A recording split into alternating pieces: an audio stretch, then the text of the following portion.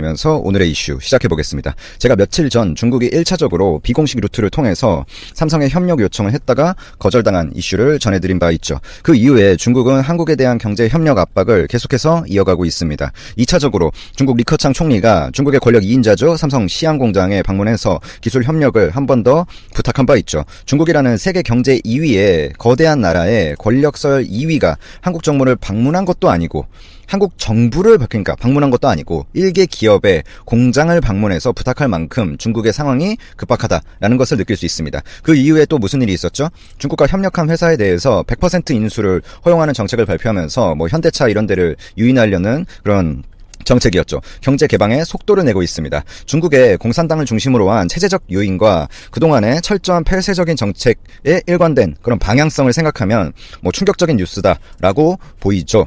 중국이 이번에는 류자이 산둥성 권력의 1인자를 필두로 산둥성 정부 대표단 무려 100명이 한 번에 한국을 방문합니다. 만약 그 전에 뭐 리커창 총리의 삼성 시안 공장 방문이나 삼성에 대한 기술력 협조 요청이란든지 삼성의 뭐 호의적인 뉴스를 계속해서 내보내는 그런 이런 배경들이 없었으면 조금은 다른 뜻으로 해석할 수도 있겠지만 중국의 요 며칠간의 태도를 보면 이번 정부 대표단 100명의 방문은 한국에 대한 예의를 표시하면서 최근 삼성도 중국에서의 마지막 휴대폰 공장을 폐쇄했죠.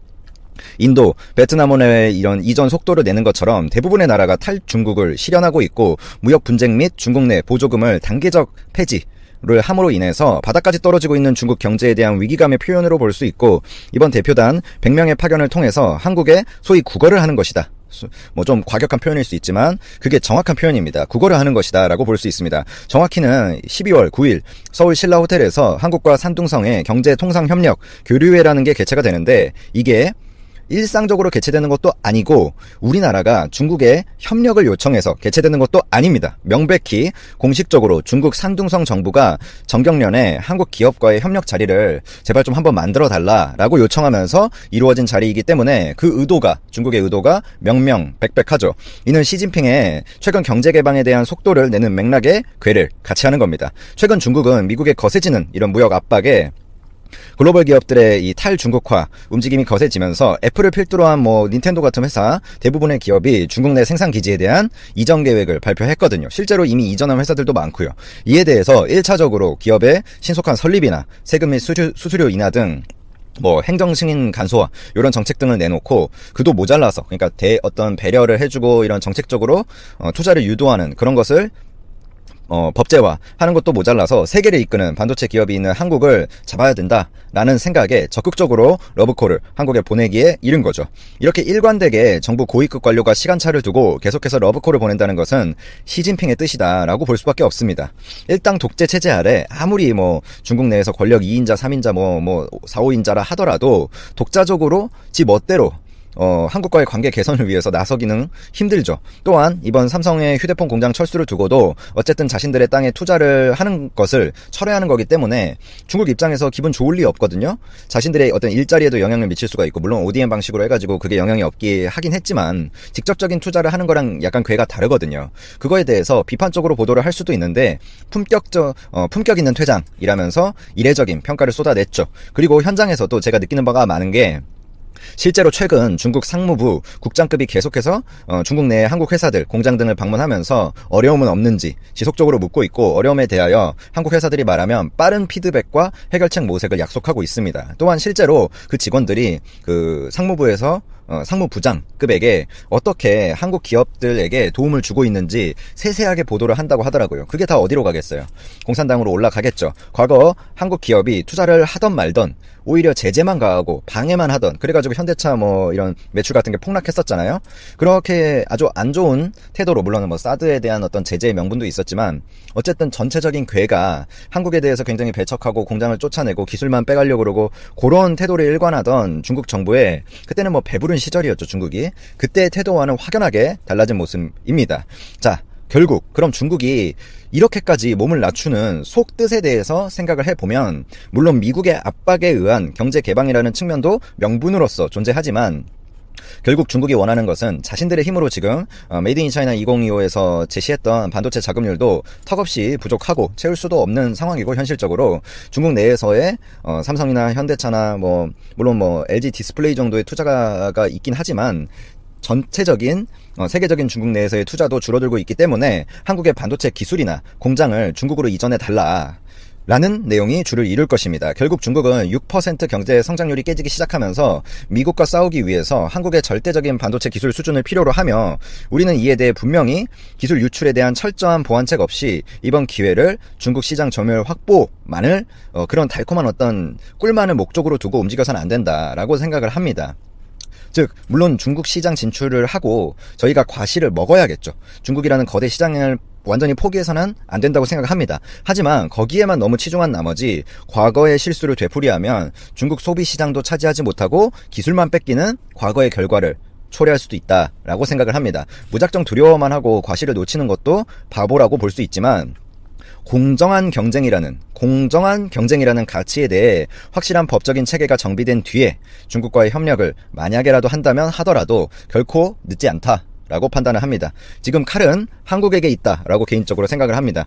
중국의 이런 성장률 둔화는 6%의 경제 성장률이 깨지는 그 수치만이 모든 의미를 포함하고 있지 않습니다. 예를 들면 올해 3분기 고정투자 증가율이 제조업 투자 등의 부진으로 5.4% 기록을 했죠. 이는 전분기 대비 무려 0.4% 하락한 수치이며, 3분기 소매 판매 증가율도 자동차 시장이 폭락세를 겪으면서 0.9% 하락한 7.6% 수준으로 내려왔죠. 산업 생산 증가율도 0.6% 하락한 5%로 둔화했습니다. 즉 한마디로 흔히 뉴스에서 말하는 투자, 소비, 생산, 이 세 가지 경제 성장을 나타내는 측면이 모두 중국 내에서 지금 폭락하고 있다, 이렇게 볼 수 있으며, 이런 상황에서 중국 성장률이 5%대로 내려갈 수 있고, 그럴수록 중국은 더욱 간절히 한국의 투자와 한국의 기술을 원할 것이다. 그런 대외적인 요건을 고려해서 만약에 딜을 하더라도 우리에게 유리한 법적인 체계, 우리의 기술을 보호할 수 있는 그런 체계가 완전히 갖추어진 완전한 딜로 이끌어야 된다라고 개인적으로 판단합니다. 그렇지 못하면 중국의 어떤 기본적인 체제에 과거부터 자국 제일주의만을 추구하고 중국에서는 뭔가 도덕적인 그런 체계가 자신의 국가를 우선주의하게 1990년대부터 교육이 30년 동안 이루어졌거든요. 제가 그 교육 내용에 대해서도 중국이 예전에 민주화 바람이 한번 불면서 그때 자신들의 독재 체제의 공산주의를 확립화하기 위해서 그런 자국이 최고다, 나라가 인민보다 나라가 우선이다, 그래야 그게 인민도 먹고 사는 길이다라는 그런 교육에 대해서 굉장히 강하게 모든 국민이 하나의 중국 어쩌고 저쩌고 하면서 교육을 엄청 했거든요. 때문에 기본적인 어떤, 이런 말을 표현하기는 그렇지만 어떤 인간성? 어떤 가치관? 그런 것들이 그렇게 형성이 돼 있기 때문에 중국의 인민들은 이런 정부의 지침이나 어떤 중국 경제의 어려움이 조금만 가시면 분명히 다시 태도를 돌변할 수 있다. 그럴 때 우리를 보호해 줄 것은 결국에 법제화된 어떤 제도들이 있어야 된다. 그게 약속이 되고 말로만 협상하는 것이 아니라 법으로 딱 약속을 해놔야지 우리의 기술과 이런 것들을 보호할 수 있다. 우리 공장에 거기 가도 거기에서 우리 기술의 보호가 약속된 뒤에 우리 공장이 가서 투자를 하고 중국의 소비 시장을 우리가 또 잠식해 나가고 거기에서의 과실을 따내고 이런 단계를 밟아 나가야 된다라고 생각을 합니다. 그리고 지금의 중국의 어려운 상황들을 보면 중국의 요청이나 이런 것들이 단기간에 그치지 않을 것이기 때문에 면서 오늘의 이슈 시작해보겠습니다. 제가 며칠 전 중국이 1차적으로 비공식 루트를 통해서 삼성에 협력 요청을 했다가 거절당한 이슈를 전해드린 바 있죠. 그 이후에 중국은 한국에 대한 경제 협력 압박을 계속해서 이어가고 있습니다. 2차적으로 중국 리커창 총리가 중국의 권력 2인자죠. 삼성 시안 공장에 방문해서 기술 협력을 한 번 더 부탁한 바 있죠. 중국이라는 세계 경제 2위의 거대한 나라의 권력설 2위가 한국 정부를 방문한 것도 아니고 한국 정부를 방문한 것도 아니고 일개 기업의 공장을 방문해서 부탁할 만큼 중국의 상황이 급박하다라는 것을 느낄 수 있습니다. 그 이후에 또 무슨 일이 있었죠? 중국과 협력한 회사에 대해서 100% 인수를 허용하는 정책을 발표하면서 현대차 이런 데를 유인하려는 그런 정책이었죠. 경제 개방에 속도를 내고 있습니다. 중국의 공산당을 중심으로 한 체제적 요인과 그동안의 철저한 폐쇄적인 정책에 일관된 그런 방향성을 생각하면 충격적인 뉴스다라고 보이죠. 중국이 이번에는 류자이 산둥성 권력의 1인자를 필두로 산둥성 정부 대표단 무려 100명이 한 번에 한국을 방문합니다. 만약 그 전에 리커창 총리의 삼성 시안 공장 방문이나 삼성에 대한 기술력 협조 요청이라든지 삼성의 호의적인 뉴스를 계속해서 내보내는 그런 이런 배경들이 없었으면 조금은 다른 뜻으로 해석할 수도 있겠지만 중국의 요 며칠간의 태도를 보면 이번 정부 대표단 100명의 방문은 한국에 대한 예의를 표시하면서 최근 삼성도 중국에서의 마지막 휴대폰 공장을 폐쇄했죠. 인도, 베트남의 이런 이전 속도를 내는 것처럼 대부분의 나라가 탈중국을 실현하고 있고 무역 분쟁 및 중국 내 보조금을 단계적 폐지를 함으로 인해서 바닥까지 떨어지고 있는 중국 경제에 대한 위기감의 표현으로 볼 수 있고 이번 대표단 100명의 파견을 통해서 한국에 소위 국어를 하는 것이다. 뭐 좀 과격한 표현일 수 있지만 그게 정확한 표현입니다. 국어를 하는 것이다 라고 볼 수 있습니다. 정확히는 12월 9일 서울 신라 호텔에서 한국과 산둥성의 경제통상협력 교류회라는 게 개최가 되는데 이게 일상적으로 개최되는 것도 아니고 우리나라가 중국에 협력을 요청해서 개최되는 것도 아닙니다. 명백히 공식적으로 중국 산둥성 정부가 정경련에 한국 기업과의 협력 자리를 제발 좀 한번 만들어 달라라고 요청하면서 이루어진 자리이기 때문에 그 의도가 중국의 의도가 명명백백하죠. 이는 시진핑의 최근 경제 개방에 대한 속도를 내는 맥락의 궤를 같이 하는 겁니다. 최근 중국은 미국의 거세지는 이런 무역 압박에 글로벌 기업들의 이 탈중국화 움직임이 거세지면서 애플을 필두로 한 닌텐도 같은 회사 대부분의 기업이 중국 내 생산 기지에 대한 이전 계획을 발표했거든요. 실제로 이미 이전한 회사들도 많고요. 이에 대해서 1차적으로 기업의 신속한 설립이나 세금 및 수수료 인하 등 행정 승인 간소화 이런 정책 등을 내놓고 그도 모자라서 그러니까 어떤 배려를 해주고 이런 정책적으로 투자를 유도하는 그런 것을 법제화 하는 것도 모자라서 세계를 이끄는 반도체 기업이 있는 한국을 잡아야 된다라는 생각에 적극적으로 러브콜을 한국에 보내기에 이른 거죠. 이렇게 일관되게 정부 고위급 관료가 시간차를 두고 계속해서 러브콜을 보낸다는 것은 시진핑의 뜻이다라고 볼 수밖에 없습니다.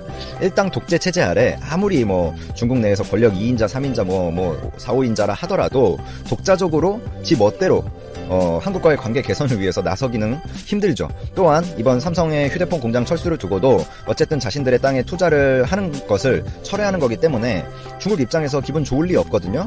자신들의 어떤 일자리에도 영향을 미칠 수가 있고 물론 ODM 방식으로 해가지고 그게 영향이 없긴 하긴 했지만 직접적인 투자를 하는 거랑 약간 궤가 다르거든요. 그거에 대해서 비판적으로 보도를 할 수도 있는데 품격 있는 퇴장이라면서 이례적인 평가를 쏟아냈죠. 그리고 현장에서도 제가 느끼는 바가 많은 게 실제로 최근 중국 상무부 국장급이 계속해서 중국 내 한국 회사들, 공장 등을 방문하면서 어려움은 없는지 지속적으로 묻고 있고 어려움에 대하여 한국 회사들이 말하면 빠른 피드백과 해결책 모색을 약속하고 있습니다. 또한 실제로 그 직원들이 그 상무부에서 상무부장급에게 어떻게 한국 기업들에게 도움을 주고 있는지 세세하게 보도를 한다고 하더라고요. 그게 다 어디로 가겠어요? 공산당으로 올라가겠죠. 과거 한국 기업이 투자를 하던 말던 오히려 제재만 가하고 방해만 하던 그래가지고 현대차 이런 매출 같은 게 폭락했었잖아요.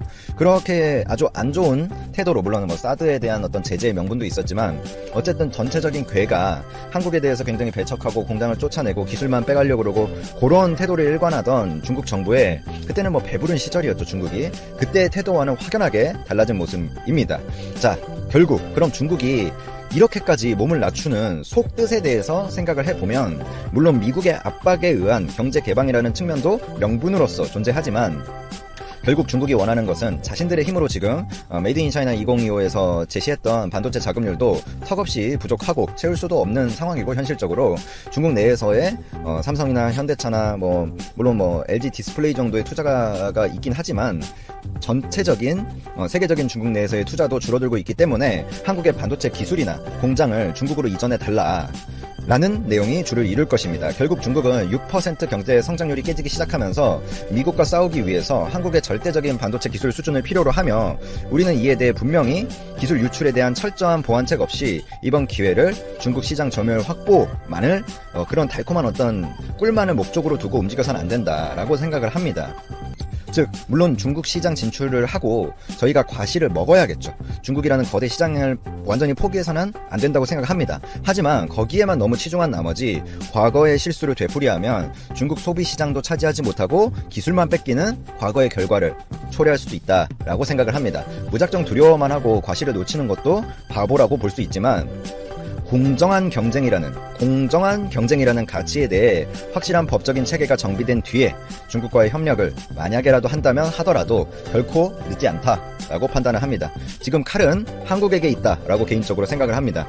중국의 이런 성장률 둔화는 6%의 경제 성장률이 깨지는 그 수치만이 모든 의미를 포함하고 있지 않습니다. 예를 들면 올해 3분기 고정투자 증가율이 제조업 투자 등의 부진으로 5.4% 기록을 했죠. 이는 전분기 대비 무려 0.4% 하락한 수치이며 3분기 소매 판매 증가율도 자동차 시장이 폭락세를 겪으면서 0.9% 하락한 7.6% 수준으로 내려왔죠. 산업 생산 증가율도 0.6% 하락한 5%로 둔화했습니다. 즉 한마디로 흔히 뉴스에서 말하는 투자, 소비, 생산 이 세 가지 경제 성장을 나타내는 측면이 모두 중국 내에서 지금 폭락하고 있다. 이렇게 볼 수 있으며 이런 상황에서 중국 성장률이 5%대로 내려갈 수 있고 그럴수록 중국은 더욱 간절히 한국의 투자와 한국의 기술을 원할 것이다.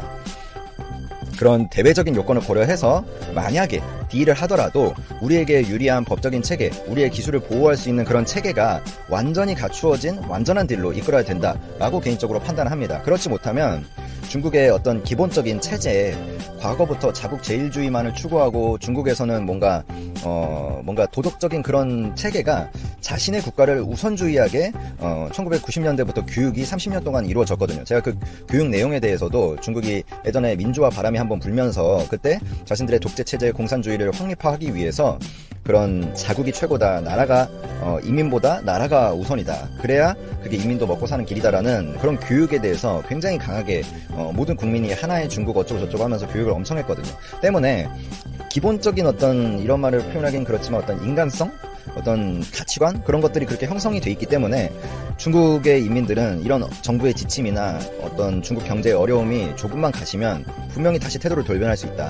그럴 때 우리를 보호해줄 것은 결국에 법제화된 어떤 제도들이 있어야 된다. 그게 약속이 되고 말로만 협상하는 것이 아니라 법으로 딱 약속을 해놔야지 우리의 기술과 이런 것들을 보호할 수 있다. 우리 공장에 거기 가도 거기에서 우리 기술의 보호가 약속된 뒤에 우리 공장이 가서 투자를 하고 중국의 소비 시장을 우리가 또 잠식해 나가고 거기에서의 과실을 따내고 이런 단계를 밟아 나가야 된다라고 생각을 합니다. 그리고 지금의 중국의 어려운 상황들을 보면 중국의 요청이나 이런 것들이 단기간에 그치지 않을 것이기 때문에